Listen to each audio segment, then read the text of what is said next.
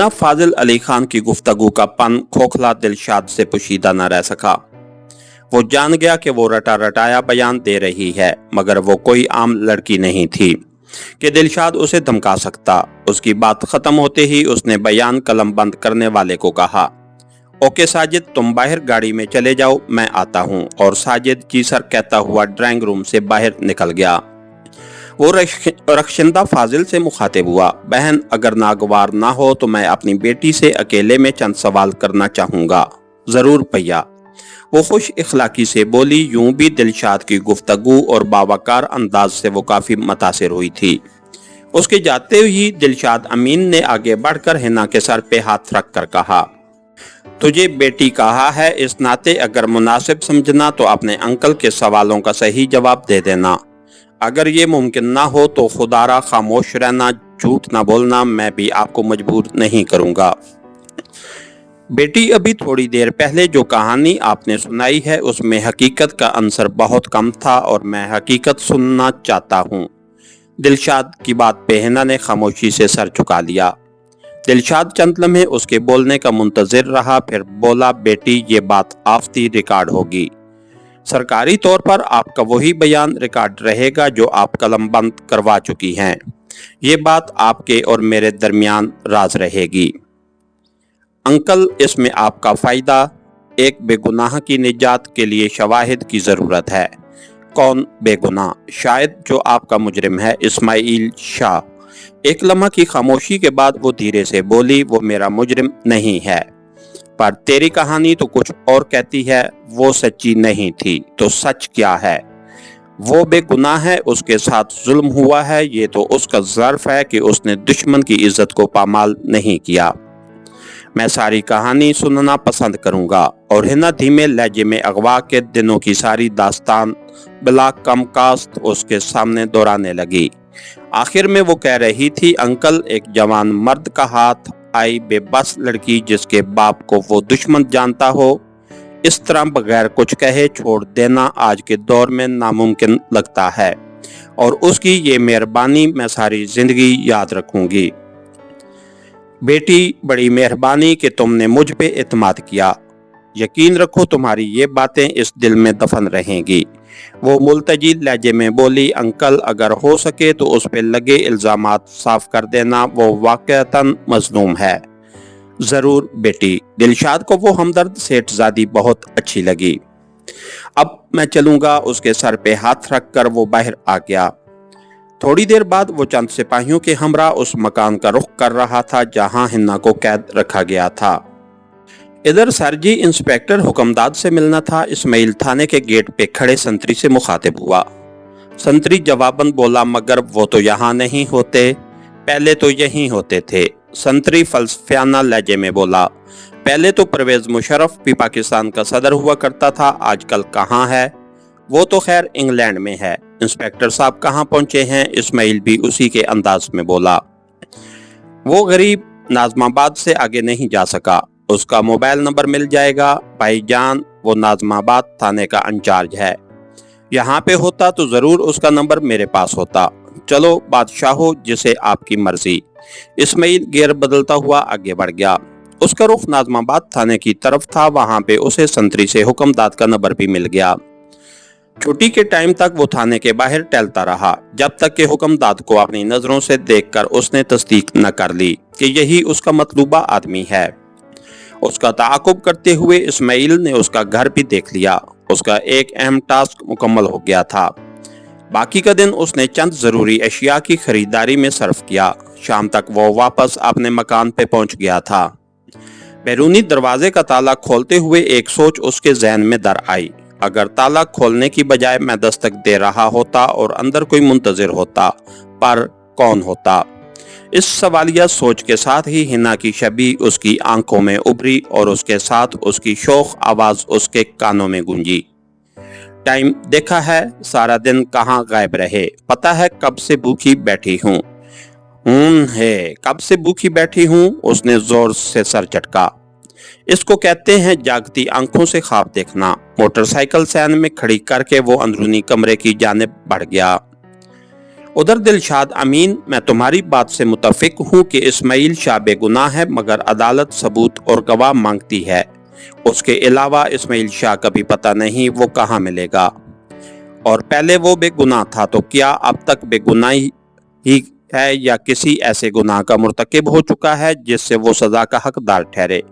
SP Sikandar हयात ने दिलशाद अमीन की ज़बानी सारी तफसीलात सुनने के बाद राय दी। सर, इन सारे मसाइल का हल इस्माइल की गिरफ्तारी है। ऐसा ही है, मगर जितनी जल्दी उससे राब्ता हो जाए उतना ही बेहतर है। ये ना हो वो कोई ऐसा जुर्म कर बैठे कि बेगुनाह से मुजरिम बन जाए। सर, कभी कभी हालात आदमी को मुजरिम बनने पर मजबूर कर देते हैं। ठीक है दिलशाद, मगर जुर्म की भी अकसाम होती हैं। कुछ जुर्म नाकाबिले माफ़ी होते हैं, इसलिए बेहतर यही है कि जितनी जल्दी हो सके उसे तलाश करो। सर, मेरा अंदाजा है कि उसका अगला शिकार इंस्पेक्टर हाकिम दाद होगा। वो कैसे? एसपी के लहजे में हैरानी थी। सर, हाकिम दाद ने ही उसकी बहन को नाकर्दा जुर्म की पादाश में गिरफ्तार किया था, और फिर उसे फाजिल खान के हवाले करने वाला भी वो ही था। फाजिल खान से इस्माइल शाह खातिर खा इंतकाम ले चुका है। बाकी वो थोड़ा मुश्किल टारगेट है, और मेरा ख्याल यही है कि पहले वो आसान टारगेट को हासिल करने की कोशिश करेगा।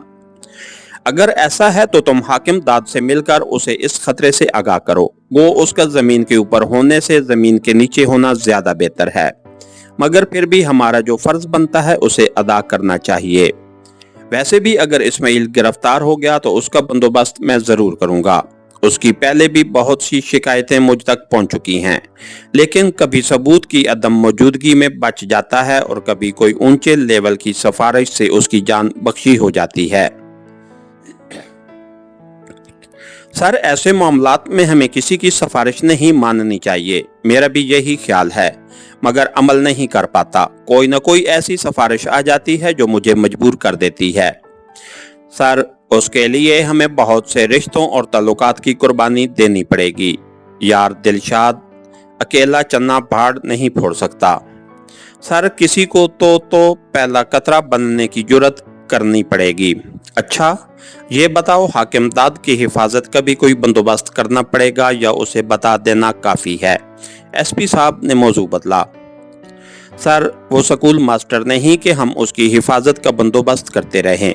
यूं भी उसके पास पूरे थाने की नफरी मौजूद है, जो मुनासिब समझेगा करता रहेगा। चलो ठीक है, लेकिन तुम उसे खबर किए बगैर अपने तौर पे उस पे नजर रखना, शायद इस्माइल से मिलने की कोई सबील निकल आए।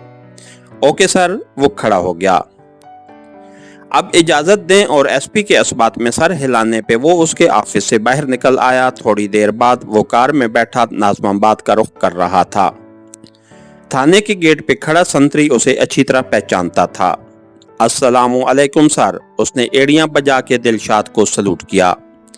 वालेकुम सलाम कहता हुआ वो कार थाने की पार्किंग में ले गया। चंद लम्हों बाद वो इंस्पेक्टर हाकिम दाद के ऑफिस में दाखिल हो रहा था।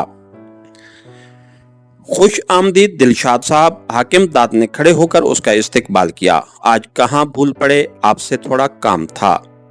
तशरीफ रखें सर। पहले ये बताइए कि क्या चलेगा, ठंडा या गर्म?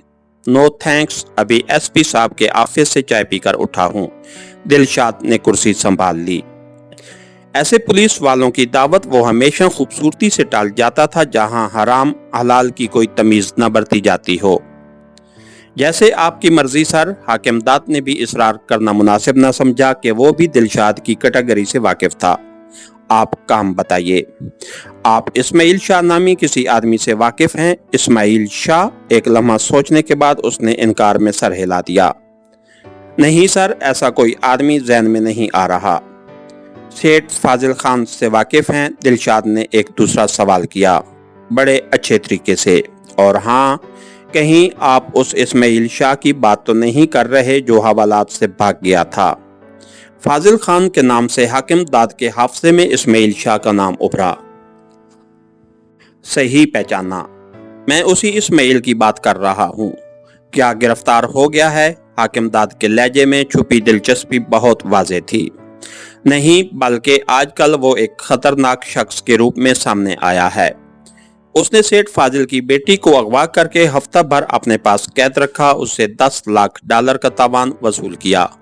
अब जहां तक एसपी साहब का अंदाजा है, उसका अगला टारगेट सेठ फाजिल को कत्ल करना या आपको नुकसान पहुंचाना हो सकता है, क्योंकि उसे गिरफ्तार करने वाले आप ही थे। दिलशाद ने नपे तुले अल्फाज में अपनी बात उस तक पहुंचाई। हा हा हा। हाकिम दाद का कहका काफी बुलंद था। दिलशाद साहब, आप भी न बस। इसमें हंसने की क्या बात है इंस्पेक्टर साहब? क्यों नहीं है? हाकिम दाद की हंसी अब तक नहीं थमी थी। पुलिस इंस्पेक्टर का काम मुजरिम को पकड़ना है और ऐसा ही मैंने किया था।